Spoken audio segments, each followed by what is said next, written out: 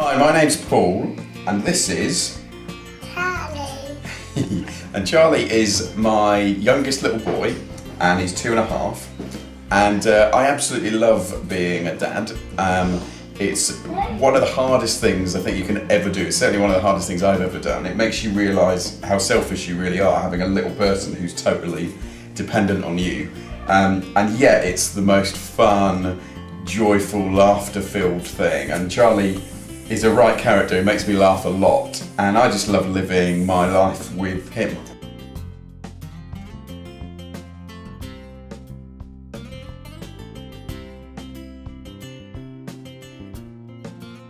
So when Jesus was on this earth, it's recorded in the Bible that at one point a bunch of his followers took him aside and said, "Can we have a chat?"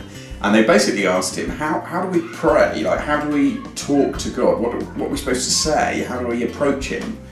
And Jesus said, well, you just do it something like this. And he said, he started with "Our Father."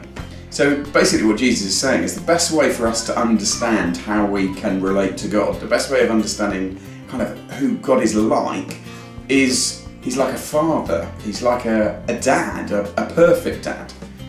And sometimes people say to me, you know, he's distant, he's far off, or he's like a judge in the sky waiting for us to mess up, or I'm not even sure if he's there. But kind of what Jesus says is actually he's just like a perfect dad, and we should view him like a perfect father, not like anything else.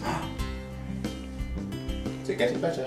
The problem with thinking about God as our dad or our father, though, is that for some of us we haven't had brilliant examples of what a dad is like. Maybe we've had an absent father, maybe we've not had a very good relationship with a stepfather, and so that kind of makes it weird for us to think of God as a dad.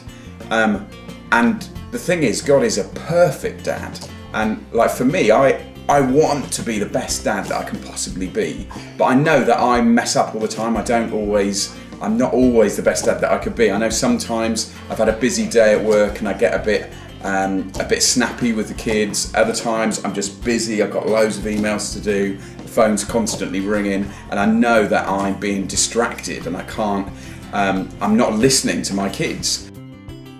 So often people will say, well, God must want us to suffer.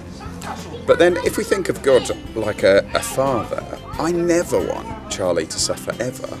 I want to protect him from suffering, in fact. Even on the worst day, where I'm really not being a very good dad, at the end of the day, for both of my boys, for Zach and for Charlie, I want absolutely the best for them. And then some people will say that God is like far off. But again, if God's like a father, like I never want to be far off from my kids. I want to be close to them.